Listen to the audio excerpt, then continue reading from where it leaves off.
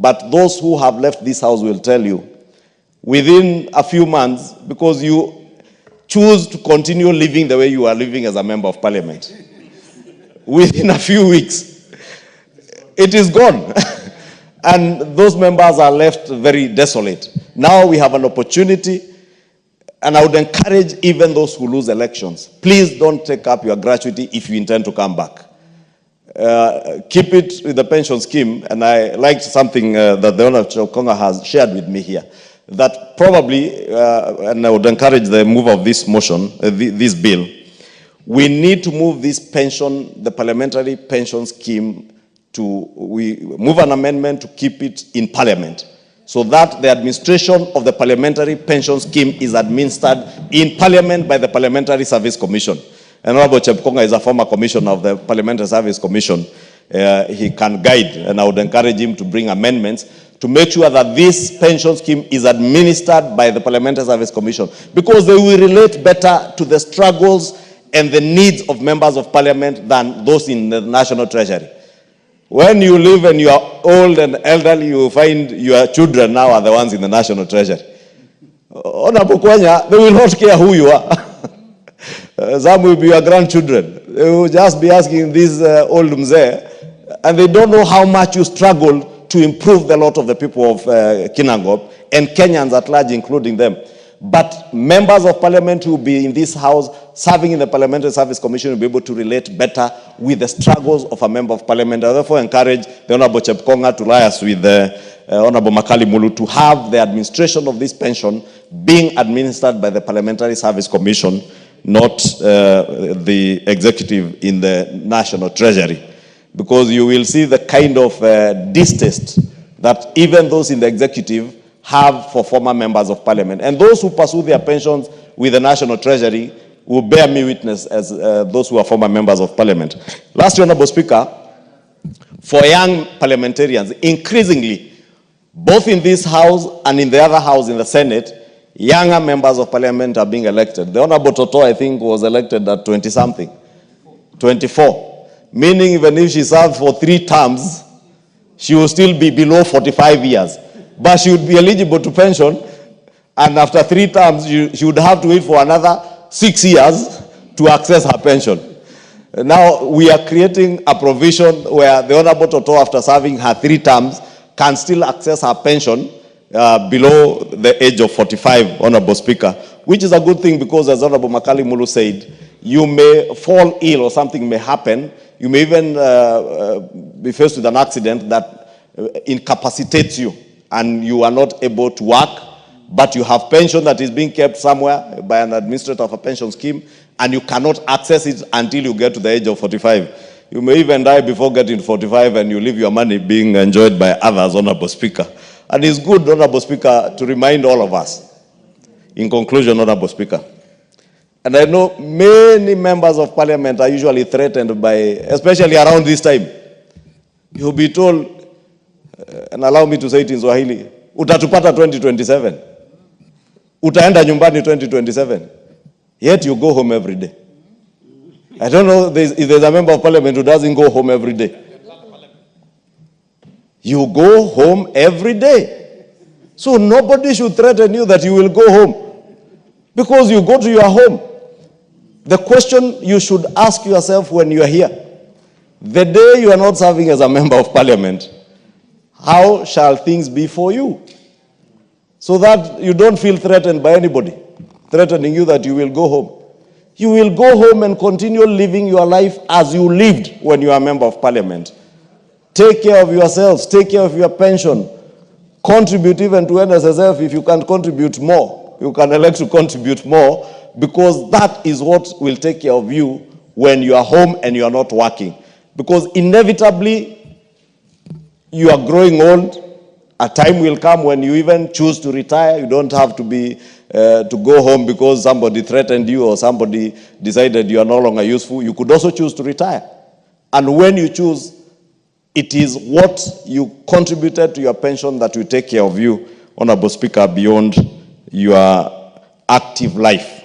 With those many remarks, Honorable Speaker, I beg to support this bill, but to point out, for purposes of the media and those who propagate lies against this house, the parliamentary pension scheme is a contributory pension scheme where members of parliament contribute their money from their salaries. And like every other employee who is in a contributory pension scheme does, so do we. So nobody should start peddling rumors and propaganda out there that what you are doing is giving yourselves more money. There is not a single shilling from public coffers that is this bill, and Honorable Makali Mulu sits in the Budget and Appropriations Committee. He will tell you that this bill, when it was scrutinized for money bill effect, there is not a penny or a cent or a shilling of public coffers that will come from the public coffers to support this scheme. And indeed, that's why I support even the idea of having its administration in Parliament and not in the executive, so that we take care of ourselves in old age and beyond our life in active service to the nation. Thank you, Honorable Speaker, and I beg to support. The Honorable Nikal. Thank you, Madam Speaker, for giving me this opportunity. Let me also start by congratulating Honorable Makali Mulu and the Governor of Taita Taveta now. I think when we talk of pension, perhaps I understand it better than most. One, because of age. Two, because of my past experience in government. Madam Speaker, I also want to repeat that having looked at this bill, it is not more money for MPs. This bill is basically doing two things. It is harmonizing the pension scheme that is existing with the Constitution. That's actually the basic thing. And also linking it with the social protection policy of this government. And that is all. There's no more money that will come from anywhere in this. Madam Speakers have said, this bill is actually basically about the Constitution. One, our current Constitution as the Bill of Rights. And a big part of the Bill of Rights is actually social protection. And the whole world, no country can grow and develop if it does not have a strong social protection program. And it is not only members of man, all vulnerable people need social protection. And all people who retire need social protection. Members of Parliament are actually a particular group. Madam Speaker, I've taken time to look at the lives of members of Parliament, politicians in general, at the time when they get in and at the time when they get out. Over 90% of them are socioeconomically worse off when they are leaving Parliament, when they have left Parliament, than when they came in. Madam Speaker, the process of getting in Parliament itself is expensive. But even more expensive is actually the process of maintaining that seat. The social responsibilities that goes with it, we all know it. The Arambes, the funerals, all the social responsibility. Madam Speaker, there is no person who is actually wealthy enough, if they go into Parliament, who cannot at the end of it actually be poor. Extremely rich, wealthy people have been in politics, and when they end, they are actually poor. We look at our colleagues who have been there and have retired, and Madam Speaker, most of them, over 90%, are not doing well. And these are people who are either professionals, be very serious and successful business people, or they were people in academics or in government who are doing well. What is it that makes them actually be unable to manage themselves after they leave this. It is the process of leadership as it is in the country today.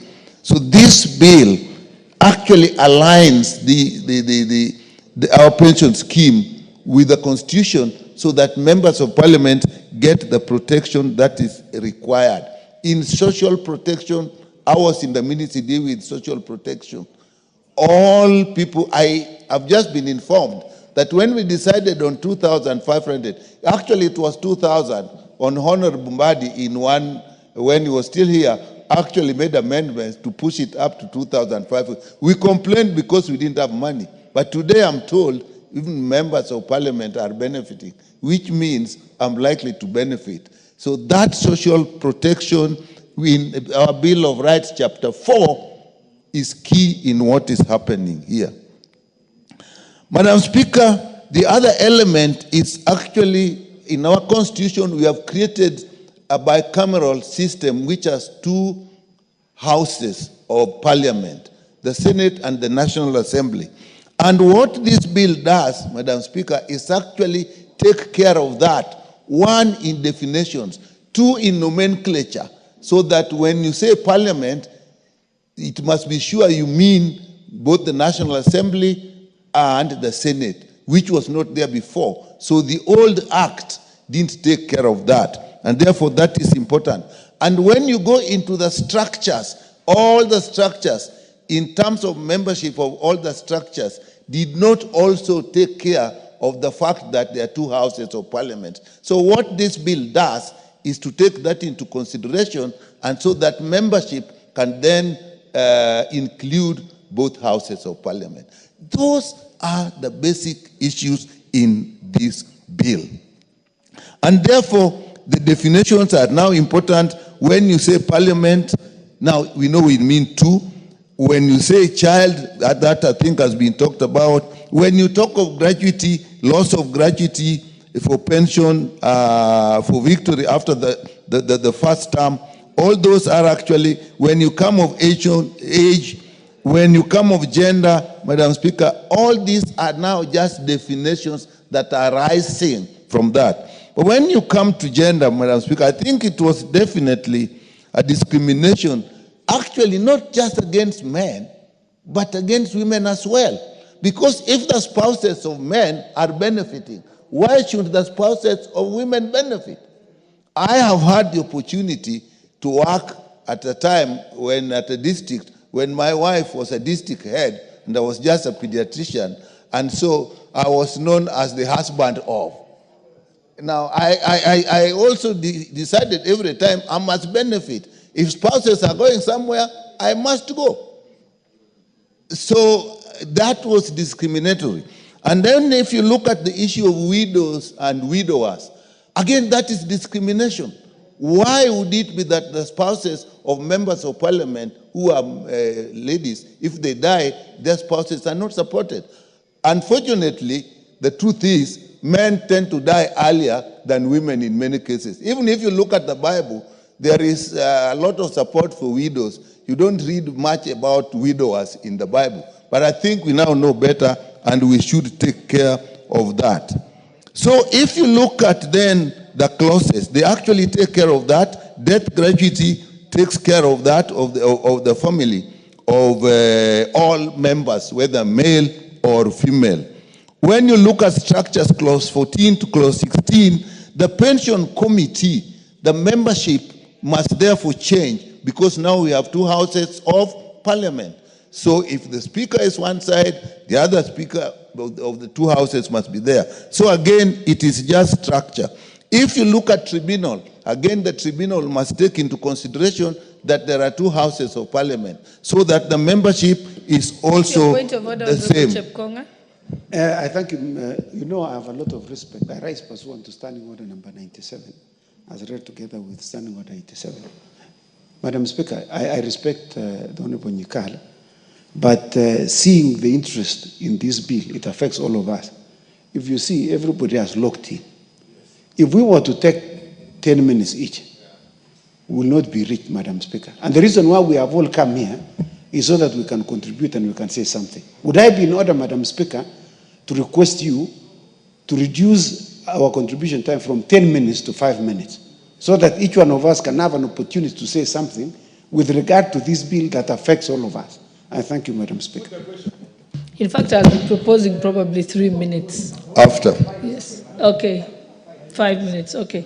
Well, I'll also, I think the House I'll also end a few minutes earlier in recognition of what my colleagues are saying. But Madam Speaker, I was just saying that it is just structures. Even if you look at the audit, it is the issue of structures. The last thing I'm saying is actually about the medical insurance scheme. This post-retirement process, actually, we must take it very seriously, because medical insurance, actually, if you go after 65, they know you can't get into a new medical insurance. So if we now start at this point, particularly we can link it with the current insurance, and so that post-retirement insurance for members of parliament are linked to this one. Together with that contribution, it may go a long way in helping us after we retire. With that, Madam Speaker, I support. Thank you. The Honorable Member for Gilgil, Martha Wangari. Thank you, Madam Speaker, for the opportunity. I also want to support the bill and actually note that it is a surprise that we did do this sooner, because after the promulgation of the Constitution, we should have already aligned it with the Constitution. But it has come at the right time. Allow me to pick just a few issues, because the issues have been canvassed. Number one, to the mover, there is an issue you have spoken about, retirement on medical grounds. I would like to confirm that it also includes people living with disabilities, those who join with disabilities, and also those who get disabled when they are serving. I say that because if you remember Honorable Denita Gati, the former Migori women rep, we joined with her in 11th Parliament. She was well, but in 12th Parliament, she was a PWD. So this provision on on Article number 9 should also include PWDs, so that if you want to retire on medical grounds, the PWD aspect is also considered a medical ground, so that if you get the disability when you're serving, or even when you join when you're serving, you have that leeway to be considered at that point. And I also want to agree, Madam Speaker, that the issue of widows and widowers has been discriminatory, and I have said it's because, first of all, it was not ensured that women could serve as members of parliament, but it is very important that both spouses are included. It's also true, as Honorable Nikala said, that statistically, the men live shorter lives. They have a shorter lifespan, generally, than women. But it's also because men usually have a backup plan, Madam Speaker, and not many stay widowers. In fact, there are very few who stay widowers. The moment their wife dies, it doesn't take long. Within a year, and you look around, even bishops, every kind of men in this country, they won't finish a year, they'll have another wife. But we have so many widows that actually are left to watch their children until they're adults. So I think that was the relationship. But I think times have changed. And we are here, and widowers should be included as widows and given the same rights, Madam Speaker. It has also helped to reduce conflict in families, because when you write that person, when you are doing your paperwork, then all the others that have been canvassed by Honorable Chepkonga, and he said clearly, members of parliament have no mipango ya kandos, but if they happen to be there, then it will be easy to case that case out, Madam Speaker, because they will be the one on record as your spouse, and you'll save your family and save your children from embarrassment and from matters that can be avoided. Madam Speaker, there is the issue of post-retirement medical scheme, and I think we agree that after you leave parliament, normally when you're going for election, Madam Speaker, when you're just at the end, in fact, your supporters, even when they know you're going to lose, they will tell you to take a loan somewhere, so that you finish this thing, and they know you are going nowhere. So when you lose, Madam Speaker, you lose, you have a loan,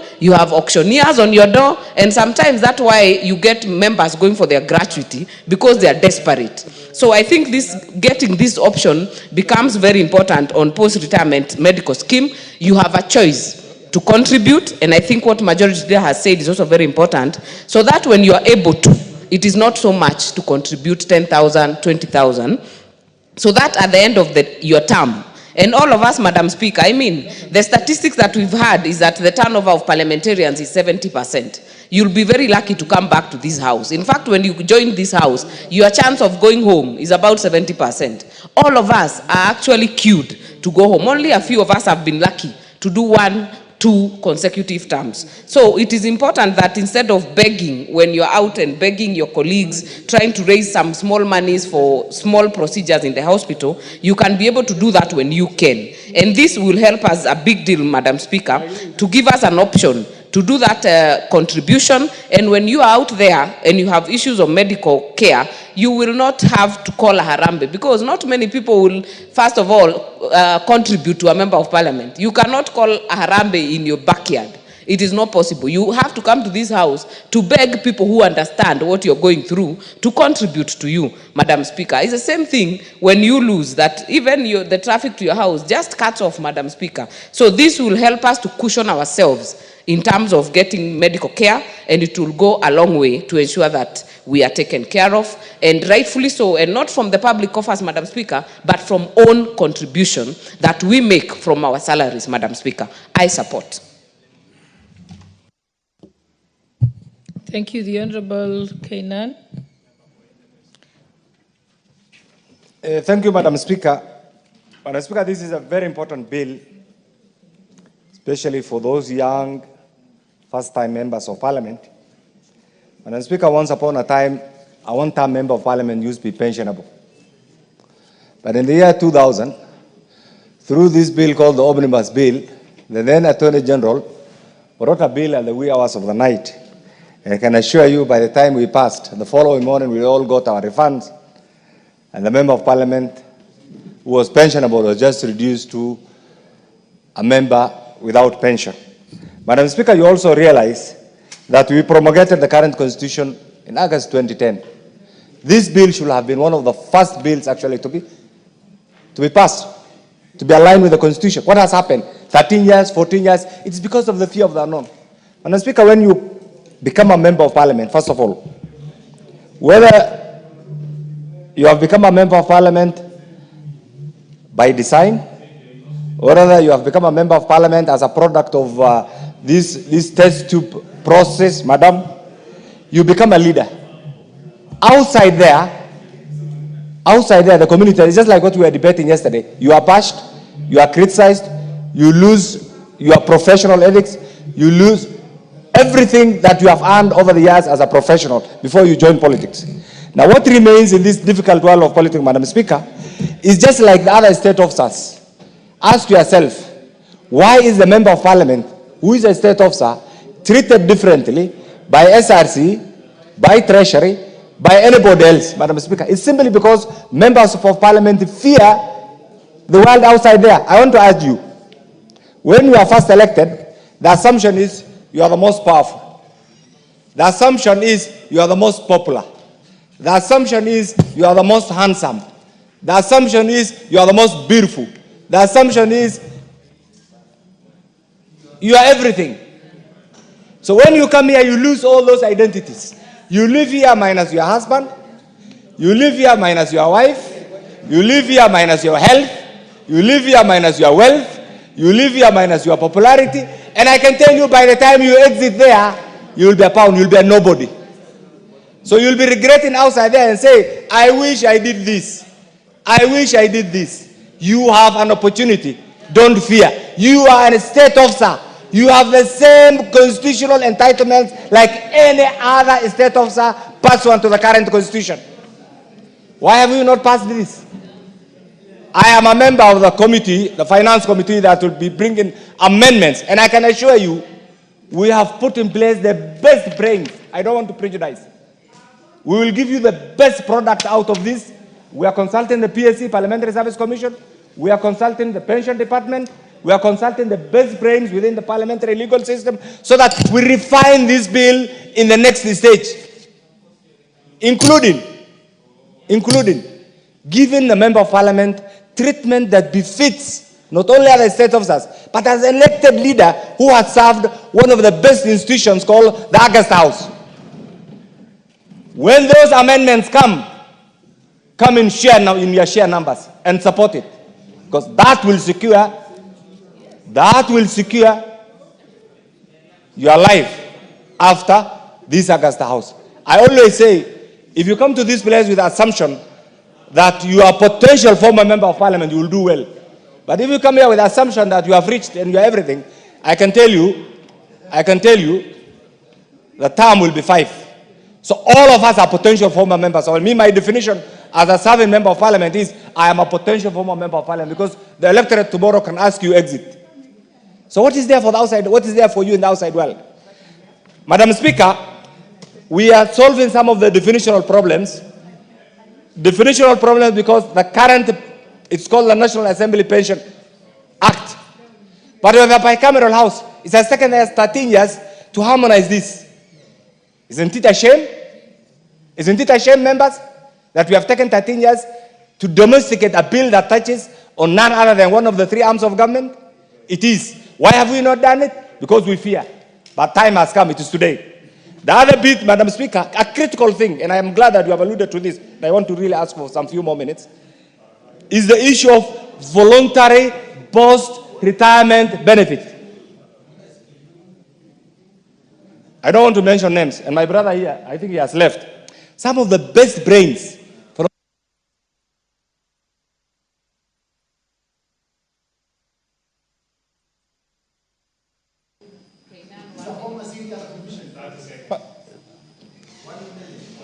Thank you. By the time they left, Madam Speaker, the academic world outside there was not willing to accept them. They have lost the flair, the popularity to be a member of parliament. What has happened? A number of them are living in abject poverty in Kibera and many other places, Madam Speaker. We need to cure that so that the member of parliament does not only enjoy respect when you are serving member of parliament, but when you exit, you continue with the same respect. That is why this voluntary post-retirement benefit is so critical to the life and the well-being. And I like the way you have put it, when you are contributing to the life and the well-being of not only the member of parliament, but to the family of the member of parliament, Madam Speaker. Madam Speaker, that's a critical component in this particular bill. Madam Speaker, the other bill that we have cured, that we'll be attempting to cure, you have served 1 term. By the grace of God, your conscience or our conscience have asked you to exit. What, you came back, what happens? That bit must also be cured. The other bit that will be cured through this bill is, you have served 2 terms, you exited, you have gone with your pension, and then you are back for the 3rd term. What happens? That lacuna will also be cured, this, so that there is either continuity or the benefit is defined. Madam Speaker, in conclusion, what I want to say is this. This bill will also be aligned with Article 127 of the Constitution, which forms the Parliamentary Service Commission, because the Parliamentary Service Commission is our trade union. So in conclusion, support this, and I can assure you, you will join the league of the other state officers. Thank you, Madam Speaker. Thank you. Member for Endebess. Thank you, Madam Speaker. Allow me to support this bill by the Honorable Makali Mulu, and also to thank the former member, the current governor for Taita Taveta, for having been the initiator of this bill, and Honorable Makali for making sure that we don't lose this bill. This is an important bill, Madam Speaker, and as you are aware, this House also passed the Parliamentary Service Commission Amendment Bill, in which one of the recommendations was that on mothers' health, we should be able to have members who are either former members of the National Assembly or the Senate having a medical cover. And this can only be actualized through ensuring that when members leave this House, they can also join the group medical cover through individual contribution, and we can be able to determine that how much each member is able to pay so that he can be able to access medical cover outside there. On the same breath, Honorable Speaker, I also want to encourage members in this House that we have a gym facility in level 24. Please utilize it for your health. It also helps you to keep physically fit and avoid going to the hospital. So and there are other facilities which are accessible within that place. Yes, a doctor's advice. You can also access reflexology there. You can access massage. There is also steam and other services. So these are all health benefits while you are here. And Honorable Speaker, looking at the bill, especially in issues to do with how pension management will be, it is stating that we shall contribute to the consolidated fund. I think now that we are thinking about bringing amendments, that section about contribution to the consolidated fund, when we go to the committee of the whole house, should be amended so that we can contribute to the pension scheme of the nation of parliament, so that we have a scheme that can be controlled within parliament. Because when people have retired and they go to, and it is being managed at treasury, they are being tossed from one office to another. And it's actually very sad, very disheartening. Because when you look at people who have retired and they are following their pension, many of them come to us as honorable members to assist them. It's because they are feeling frustrated. It takes a long time for somebody to access his pension instead of being an automatic. I think with now that all the ministries are going to be digitized, it should be automatic transition, so that when somebody retires or does not get another term for parliament and is qualified to access pension, that pension should be automatic. You have no business following from one office to another, and then you are being told that your file is in this office, your file has not been seen, it is disappeared, until you cough some money so that your file can be found. I think it's a shame and embarrassing, and it's a fraud and corruption that should be done away with. As we fight against corruption, there are little corruptions, which looks like the way you are driving in a road and you find even a matatu which has no problem. The policeman needs to be given a kickback. So these kickbacks at the National Treasury for our retirees should be able to stop. And for us to make it more easier is for us to make sure that, because parliamentary staff, their pension is being managed in parliament through parliamentary scheme. Why should the honorable members go to treasury for their pension? I think these are important amendments that as a committee, when we go to the committee of the whole house, we should be able to do it. With those few remarks, Honorable Speaker, I support. Honorable Kangogo.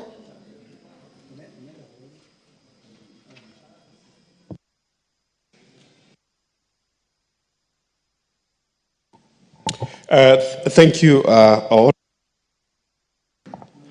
Honorable Speaker, for giving me this opportunity to support the bill, and also to congratulate my good friend, Dr. Makali, for bringing this bill.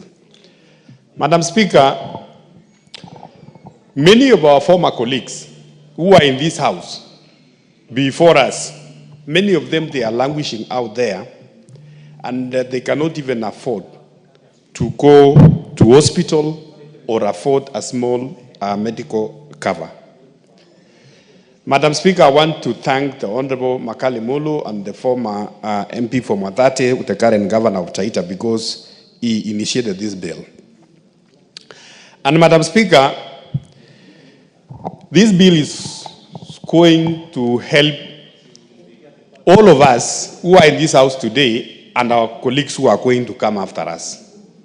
Madam Speaker, we have seen many of our former members, they sometimes come here to see us, the current members of parliament, to help them in medical schemes here and there. And I'm happy that also part of this bill is to clean the current pension act and also to align it with the constitution. Madam Speaker, many a times, as such a bill, you will find that it is reported outside there. And this is something we need to caution the media and the people out there, Because sometimes a bill which touches members of parliament, you will find that the headline is tomorrow is members of parliament, they want to increase themselves billions of money in terms of pensions. We want to make it very clear, Madam Speaker, that the pension scheme and the pension act we are doing today, it is a contributory scheme from our own salaries, from our own payments. What we are only saying is that this scheme to be ministered or to be administered here by Parliamentary Service Commission. Because currently, as we contribute, it goes to the consolidated account or the consolidated fund. So it is not different, and there is no additional money that, the exchequer or the treasury is going to add to Parliament. So that is number one. Number two, Honorable Speaker, members of Parliament, our work is completely different and unique from other civil servants. You will find that a member of Parliament, as young as we have some members who are here, you are serving after 5-year term or 2 terms. Those who are at their 20s now or at their 30s, even they are going to serve for 2 terms, they will be at 40 or 30 something. And now, if they cannot be re-elected again, Madam Speaker, this bill is going to heal the situation where a member who has served 2 terms and retire at 35 or at 40 is supposed to wait up to 60 years. And that member served very well in this house. When you retire at 40, you should be able to access your pension and move on with life. So, Madam Speaker, I really want to support this and ask our colleagues that let's support this bill. Madam Speaker, also, as I wind up, we need also to look into, which is not part of this bill, we have members of Parliament here who have served 5 years, 5 terms, 4 terms, 3 terms. Madam Speaker, it should be, even the Parliamentary Service Commissioners, they should look into that issue, because you cannot have a member of Parliament who have served 5 years, coming even the 6th term, and then he's paid almost the same as member of Parliament who has just come in the other day. International labor laws, salaries are always upward trajectory. It should be, Madam Speaker, that me and you who came 2013, our salary should be a bit higher by a certain percentage than those who are serving the first term. So that now, if you check at the mainstream civil service, every year they are getting some increment. Members of Parliament who have served 5 terms should have, their salaries should be more than those of us who are serving the 2nd term or the 1st term. With those many remarks, Madam Speaker, I want to support.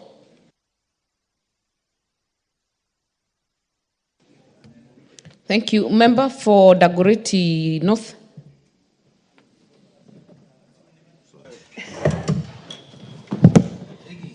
Thank you, Madam Speaker, for giving me this opportunity, Madam Speaker, to support this bill. Madam Speaker, first I want to thank the Honorable Makalu. And I know I will tell you through an experience that we saw some of our members, Madam Speaker, when we left Senate after 2013. And we were able to see how they have struggled. And sometimes, yes, a member is given gratuity. But if we had this scheme, maybe the member would have been asked, do you need the gratuity, or do we put it into your scheme and you continue contributing even when you are outside there, especially on a health scheme? Madam Speaker, we have our former colleagues who had created a team, and that team was supporting each other to ensure they have paid money to NHIF for their medical health. And I will tell you today, now that NHIF has gone, I know our fellow members are now back to struggle on matters health. And so while we support this parliamentary pensions bill, one of the things we need to be asking ourselves that is very critical is that we have to. What is out of order, Honorable Makau? Thank you.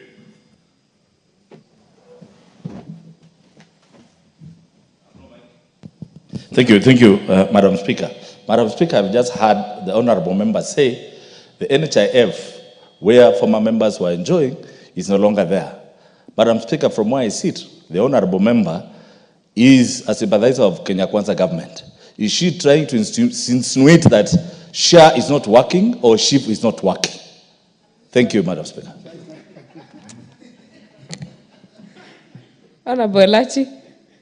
Honorable Makali, you are a commissioner, a bigger sympathizer of government because you are a commissioner of this house under the government. And this arm is an arm of government. So there's no member of parliament who is a sympathizer of another arm of government. You should understand that. But having said that, Madam Speaker, I think what Commissioner didn't understand, I think I need to rephrase it. After our colleagues and most of us left, they formed a group. They went to NHIF. They negotiated for a package of health for families, very privately, but all of them are former members of parliament. And therefore, even if SHA is there, which it is there is a process they will have to go through for them to come back to have the same package they used to have. And that's why I'm saying it is important, if indeed we had this 13 years ago, Madam Speaker, then they would not have gone through all that to create a package for members who are colleagues, who are former, to get health cover.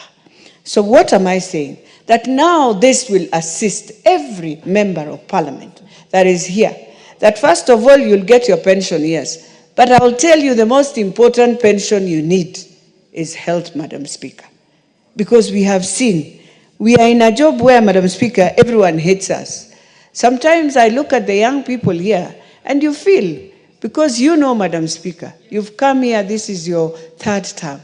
And I'll tell you, if our young members of parliament do not get pensions, and especially for health, even just getting employment is so difficult. And you know, in parliament, we've been very, very, I would say, very kind to ourselves, or very harsh to ourselves, Madam Speaker, that we create jobs for everyone, and we forget, and even we put a clause that says, if you have ever been a member of parliament, you cannot get that job. So now, Madam Speaker, our youths who have now come, what happens after they leave? I heard the majority leader in the morning giving an example of Toto. And you imagine, now she has started a family. What happens after? So this is one scheme I would tell the Commission, you are doing it and we want to congratulate you and to thank you for thinking that. But I want us to go further and push through to ensure the health one works even before this. It is critical for those who will be leaving this house because, as Madam Speaker, you said, indeed people say you are coming. It is up to God to know whether you are coming. It will be a very, very small margin and very few people coming back. So as we continue even contributing, Madam Speaker, the other thing we must look at is our staff. I know they have their own health cover, but it's important to also look. It is very wrong also for staff to be in Parliamentary Service Commission, but still find themselves also with other challenges. So if indeed we are an arm of government like any other, you find that the judiciary, Madam Speaker, they take care of themselves. The executive, the CS, they take good care of themselves. We have reached a point in this 13th Parliament, Madam Speaker, I will tell you, we have refused to take care of ourselves.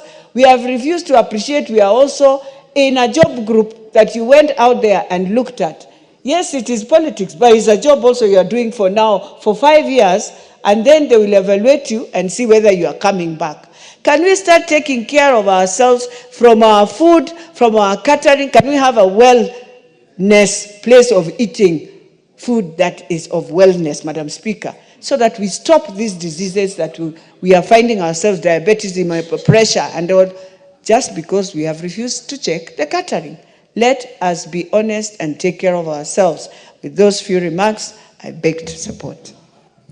Member for Saku, Honorable Raso. Thank you very much, Honorable Speaker. I rise to support this groundbreaking bill. Yesterday, the minority leader raised something also very important about the members of parliament, those who sit in this house and those who sit in the Senate. Honorable Speaker, the bill about pension is about the welfare of members, those who are here, those who have preceded us, and those who are likely to succeed us. Honorable Speaker, being a member of parliament is considered a prime job. You become unemployable immediately after you lose the seat.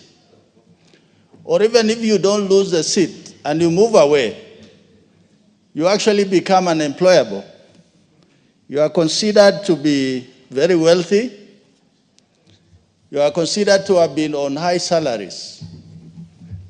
That in Kenyan parlance, you call it super scale.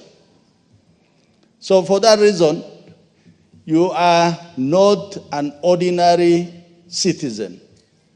And that is where all members who pass through this house must understand whether you are a fresh man or woman, or whether you are a 3-term or a 4-term member. Madam Speaker, pension or pensioners, as you retire or you lose a seat, But you see, it should be automatic. your income is reduced. Your friends also are reduced. When we are in this house, we have very many friends that your phone is jammed. But as soon as you lose the seat, actually nobody bothers to even greet you on the street, because people know that maybe you have a bank loan, you want to ask for assistance. Even lawyers, as you approach them, because your mortgage has run out, you want the firm of lawyers that normally call you, if you approach them, they are very reluctant to even take your call, let alone assisting you pro bono, because you used to sit in this house. Madam Speaker, they say health is wealth. I think the 4 bills that we have passed in this house about the universal health care, the SHA and the SHE. One thing we as a house, we must stand on our feet to make sure that Kenya has a good health system. A good health system that will not just serve this generation, but for posterity. Today, what is making the life of Kenyans as we go around, it's not really food. People will complain about a lot of things. But the most expensive thing is healthcare. When we sit in this house, I'm sure when you scroll through your phone, the message that you are likely to get is about death in a hospital or a death in on a hospital bed. And that is how important or significant it is. No one will raise funds for a former member of parliament. That is what we must understand. And that is why this bill is really important. Finally, and most importantly, Madam Speaker, is housing of the pension scheme under the Parliamentary Service Commission. They say East-West home is best. the members who leave this house, their best house of call, or the first house of call, will be the Parliamentary Service Commission if they are really in trouble and they need help from Parliament or from their colleagues. So for that reason, Very well said. Member for Moyale. Are you on this one? No? Honorable Sigay.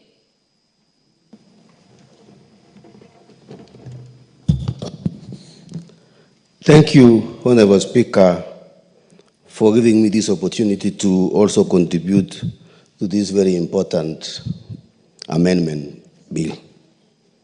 Madam Speaker, on the onset, I would like to thank the sponsor of this bill, Dr. Makali Muli, and those who started earlier to move in this direction. Madam Speaker,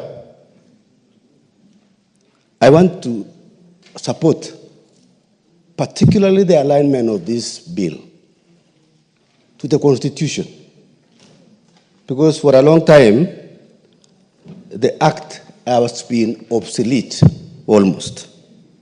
And Madam Speaker, this is high time.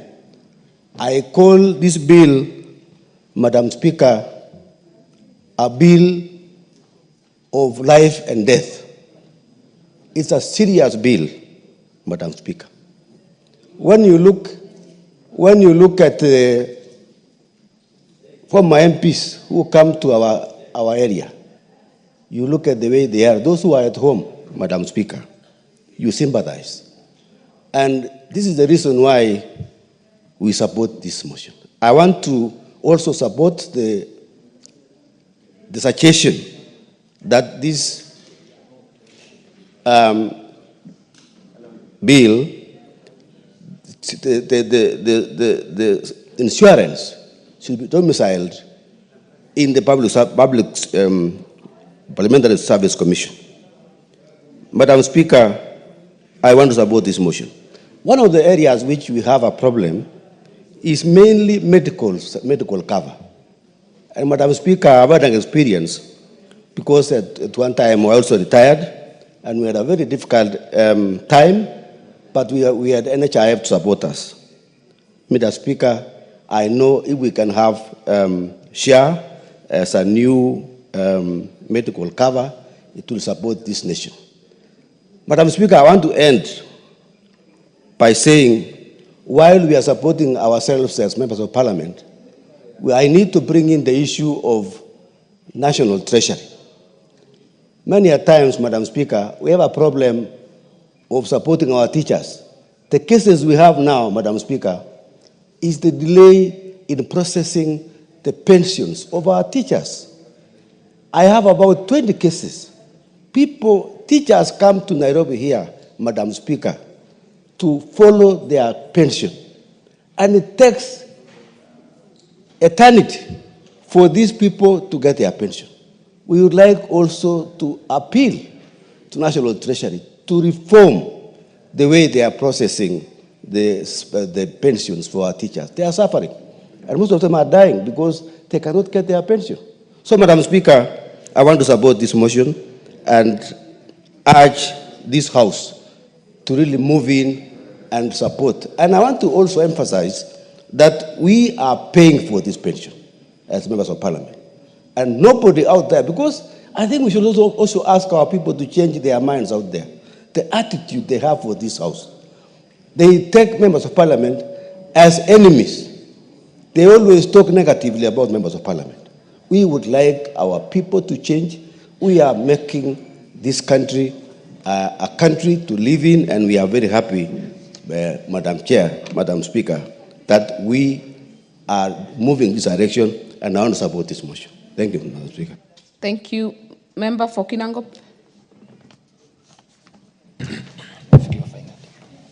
Thank you, Madam Speaker, for this opportunity to give my contribution to this very important bill by my colleague MP for Kitui Central.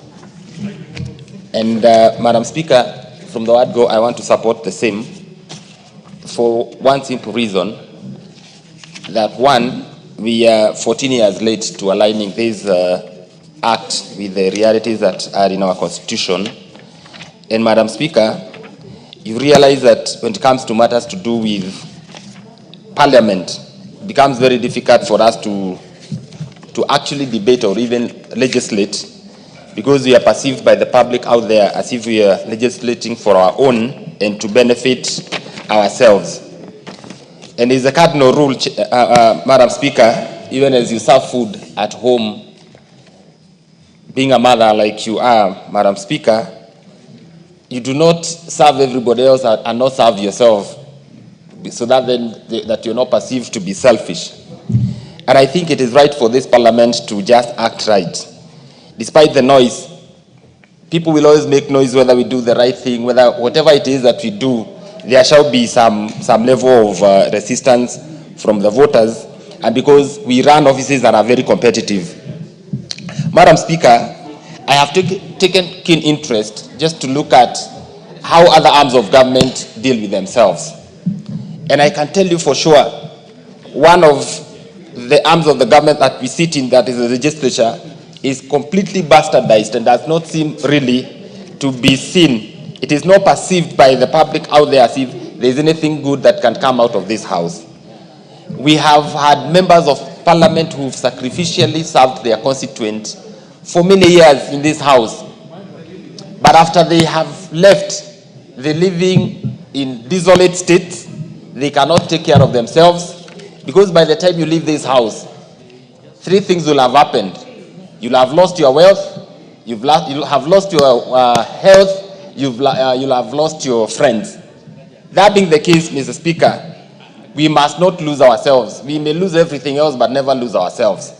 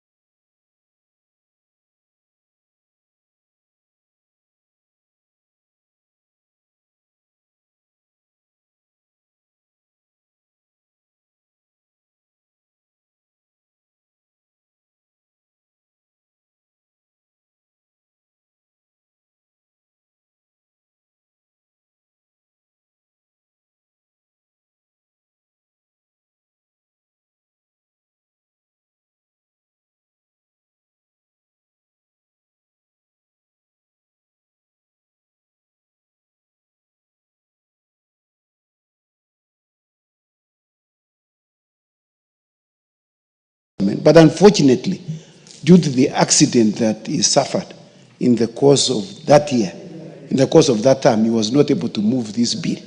But I want to thank the Honorable Makali for indeed doing a very important job for the members of Parliament. Madam Speaker, at the outset, I would like to make it very clear that this bill is not intended to add any benefits to the member of Parliament. And those who may want to write this story should read the memorandum and of the objects and reasons for this bill. The reason for this bill, Madam Speaker, is to align the Parliamentary Pension Act, Cap 196, with the new constitution. As you know, Madam Speaker, the Parliamentary Pension Act only makes reference to the National Assembly. It does not refer to the Senate. Yet we know right now, as we speak, we have a bicameral house. So the Honorable Makali Mulu is seeking to align this bill with the 2010 Constitution. Madam Speaker, I want to speak about two very important things with regard to this bill. One, this bill is very important because it sets out in clear terms what the pension scheme would entail. As we align it to the new constitution, we are seeking to remove those areas which causes discrimination and which runs afoul to Article 27(4) of the Constitution, which says no person should be discriminated on the basis of anything. Madam Speaker, as you know, the Parliamentary Service Commission, which is our employer, runs a pension scheme for members of staff, which is domiciled within the Parliamentary Service Commission. Now, with regard to members of Parliament, the other section, the other half of the employees is run in the executive arm of government. Madam Speaker, we must sort out that anomaly. And I would like to request the Honorable Makali Mulu to come up with an amendment to domicile the members of Parliament parliamentary scheme within the Parliamentary Service Commission, so that we do not need to go to the executive to sort out our matters. All our matters should be resolved in-house here. Madam Speaker, you can imagine when we returned, you know, Madam Speaker, I was retired in 2017. So when I was going to look for my gratuity, I was tossed from one floor to the other. I was told, go to floor number 7 in Treasury Building. Then I was told, no, not this one here. Go and look for somebody in floor number 12. So I go to floor number 12 and I was told, no, go to floor number 9. So, and you know, we are totally frustrated at that time. You've been thrown out, you are without money, and you're hoping that you can get something. Madam Speaker, if this scheme was domiciled in Parliament, in the Parliamentary Service Commission, I would just walk over to the offices, and we know it. Why should we be sent to a place where we have not worked? I'm not a member in the executive. The second thing that we must ensure that this bill provides is the question of the post-retirement medical scheme. Madam Speaker, we have very many schemes here. We have the mortgage scheme, we have the loan scheme, we have many schemes. Why don't we have this scheme, which is beneficial to members? And we are saying it's going to be contributory. We are not asking anyone to give us money. We just want a platform to be provided for us so that we can contribute this money. When we retire, we're able to enjoy medical facilities like we were doing before. And we know of many other institutions which do that, Madam Speaker. And finally, Madam Speaker, if you can give me just 1 minute with regard to this issue. Establishment of a pension scheme in this side to be done. I'll give you 1 minute because you're a former commissioner. Yes. 1 minute. You know why I'm passionate about it being established within the Parliamentary Service Commission? When I was a CEO of CAK, at that time CCK, a very small institution with 130 members, we had our own pension scheme. And what we used to do is to invest money that was not immediately payable to those people who have retired in various interest-earning securities. Madam Speaker, as we speak, this money is paid to the consolidated fund. There is no investment. My money just remains the way it is. we want it to come to the Parliamentary Service Commission so that we can have enhanced pension scheme as a result of good policies of investing our monies in good, for instance, maybe treasury bills when it is earning more interest, so that we can get more, Madam Speaker. As it is, we continue to get very little because our money is tied in the consolidated. I want to thank you and I support. Thank you. Honorable Sirma.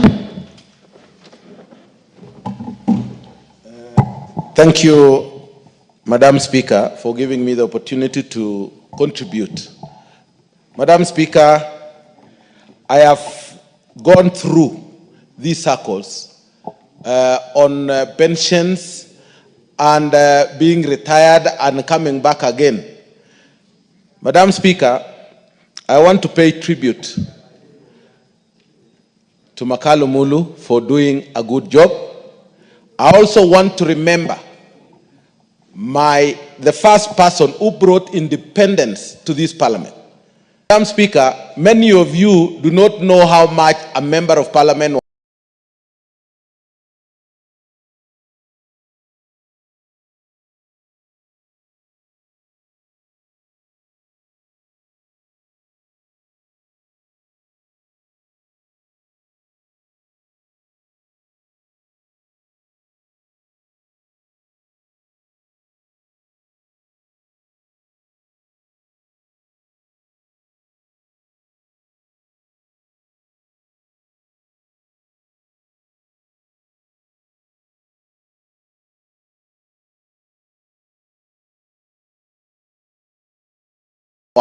as an individual, in terms of, I have seen members whom I was here for 15 years, I went out for 10 years, and I have seen all. You can be happy when you are here, but once you are out, it is a problem. I also want to talk about the people who have made those members who are outside a bit comfortable. Dr. Njuguna, the former member of Gatanga, who created FOPA with other members. I also became a member, and I'm still a member, because everybody is either a former or current, or a prospective former member.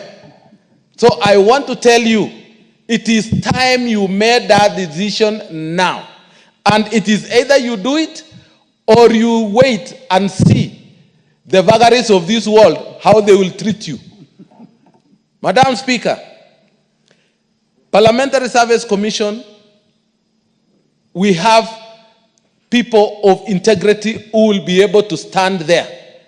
And Madam Speaker, I wish one time I should serve under that so that I am part of those people who have had the history of this house.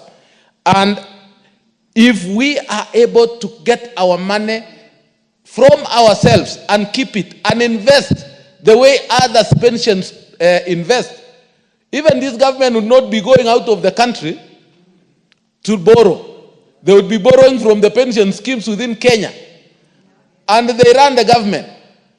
I can assure you, it is time that Parliament stood up for itself, and members of Parliament look at themselves on the eye and say, it is our time, because nobody has any interest with you after you leave the gates of this house.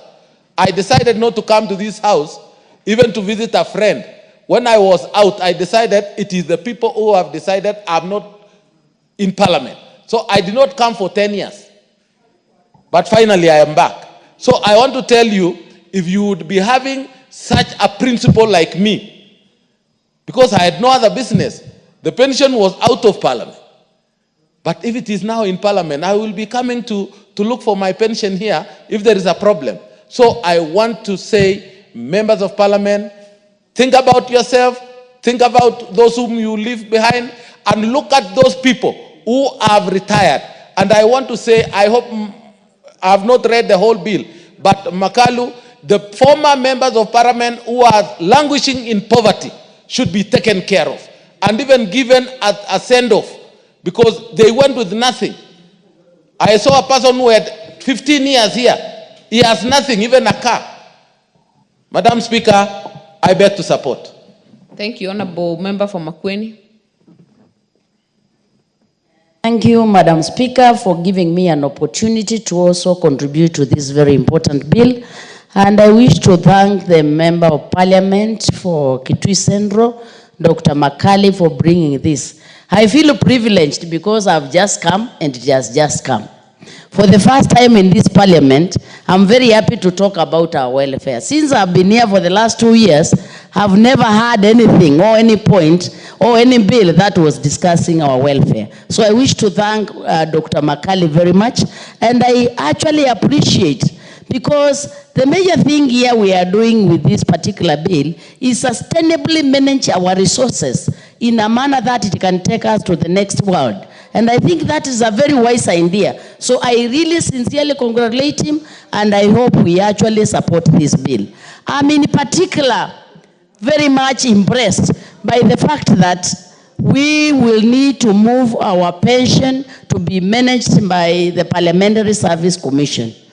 Because that way we can actually have our independence beyond this parliament, and it will actually ensure a smooth exit even when we are outside there and you actually need your pension. So I really want to applaud the Member of Parliament, and we really appreciate that.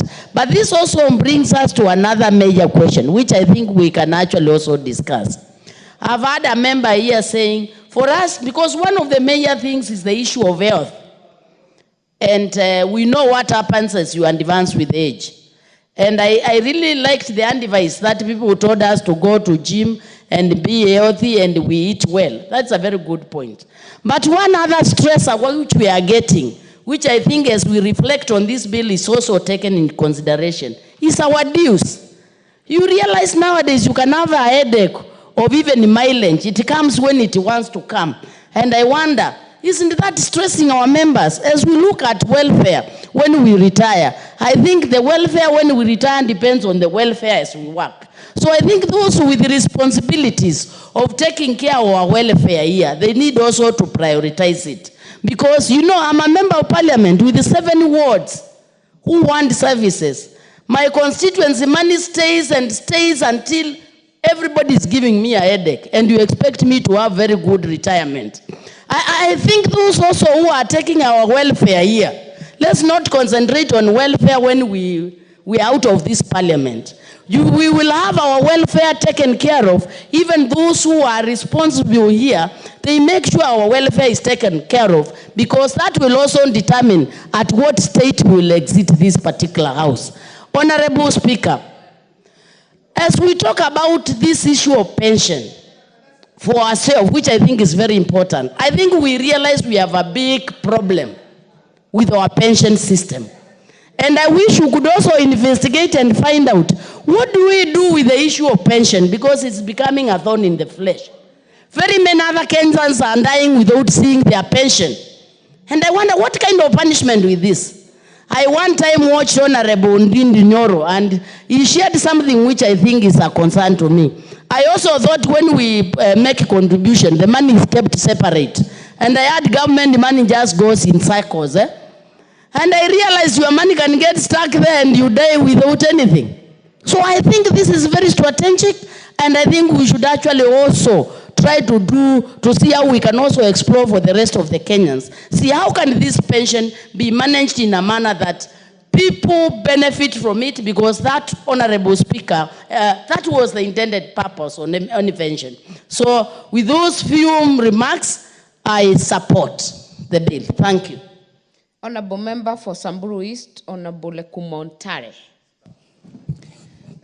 Thank you, Madam Speaker. Madam Speaker, I want to support this bill. And Madam Speaker, the retirement of members of parliament is not natural. And in fact, Madam Speaker, when somebody leaves parliament, it is not just because of age. You are forced to retire. And I think it is very important, Madam Speaker, our tomorrow is being prepared today. And it is good you have this plan so that when maybe you are not in a position to do what you usually do, then you have something to support yourself and even the people who still depend on you. Madam Speaker, living Parliament is something I really don't know what to say, because you find young people living Parliament, they have sat for 2 times or 3 times, and then you leave. It still means you have duties to perform. You have your lovely ones to serve. So this bill, Madam Speaker, is very important to members of Parliament. And I think the purpose of pension is to protect and serve you after you have lived the service. That is the whole essence of the pension scheme. And this is your money that you only have to plan so that you'll have all the needs you have to attend after you leaving the Parliament. And Madam Speaker, it is very important, and it is a good idea to bring the pension of members of Parliament to Parliamentary Service Commission. Madam Speaker, people who are retiring, they are suffering in this thing called the bima and all that thing. And I think it is even very important for us to look at maybe those people. Madam Speaker, teachers who have taught our children for very many years, those government officers, they are suffering, looking for their pension. And I think this house also, we have to look at that other act, because somebody leaves their service and you continue suffering for very many years. I want to challenge these people who are the ethics and the corruption people. They really need to know what is going on in the pension areas. Because, Madam Speaker, we are members of Parliament and even we interact with these people. Sometimes they come to you that they need money to facilitate their money to be given. That is a very bad thing, Madam Speaker.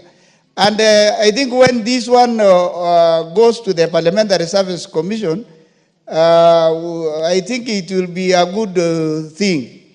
And we really want to help our people who are retiring to get their money without struggling. And I don't know why documentation takes time. Why can't they tell people to bring their documents and file so that when somebody goes or leaves service, they don't struggle again? You are told to bring, I don't know which pay slips, and they have all the records. That's a thing we really need to look at, and I want to support this bill. It is very good, and it is very important for us to have that scheme so that after you leave the Parliament, you don't struggle. This is the time we have to prepare our tomorrow. Thank you. I support. Thank you, Honorable Dick Maungu. Thank you very much, Madam Speaker, for the opportunity given so that I may also be able to support and comment on this very, very progressive bill. Allow me to start by appreciating the Honorable Dr. Makali Mulu for having thought it good to actually bring such an amendment on such a progressive bill. Madam Speaker, retirement is something that is there to stay, and at one point in time, we must exit. Just like in public service, people exit at the age of 60 years. But this being a unique house, Madam Speaker, people exit as early as 30 years, as early as 20-something years, depending on how long they've served and depending on how the people have found it fit. And therefore, it is important that we come up, this bill comes out to structure or to have a way in which members' welfare can be taken of, Mr. Speaker. Madam Speaker, out here, there's a negative mentality that members of parliament are very rich, members of parliament are very greedy, members of parliament are self-seeking. Madam Speaker, you cannot think of others without even thinking about yourself. And I think it's just important to know that members of parliament are mortal just like any other person. And therefore, what affects members of the public will equally affect a member of parliament. I've been here for 2 years, Madam Speaker, but at times I meet former colleagues in the corridors here, and it is not very encouraging. These are members who served in this house maybe for 10 years, 15 years, and even 5 years, Madam Speaker. But the kind of life they live is like they never served this house, Madam Speaker. They never serve the public. And therefore, the pain and anguish that these members go through is quite horrible. And I think we stand at a point in history to rectify this anomaly, Madam Speaker. Because these members served in this house diligently, they served their people and served the nation.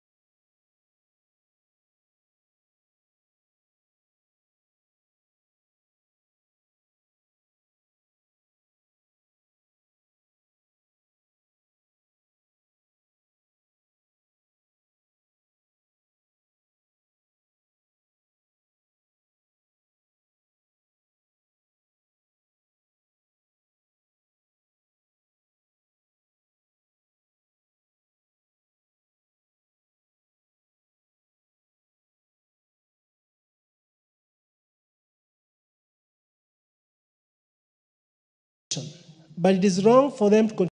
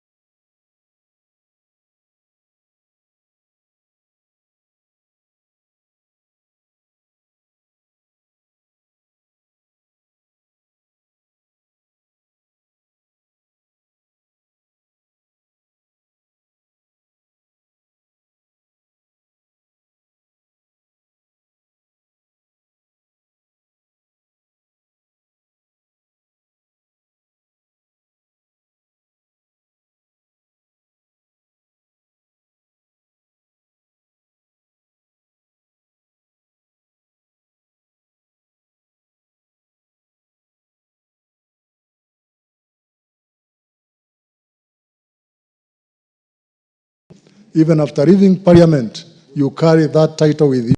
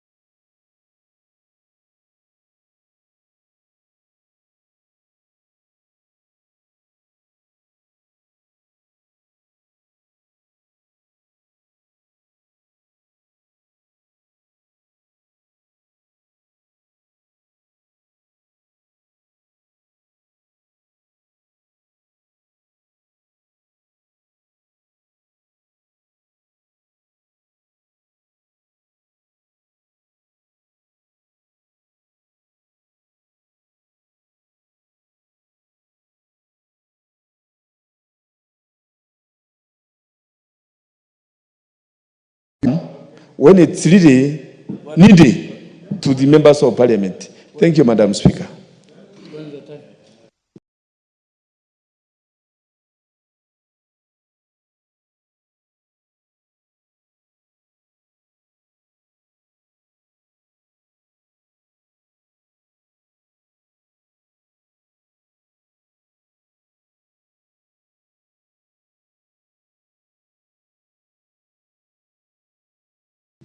Thank you, Honourable North, Honourable Pareyo.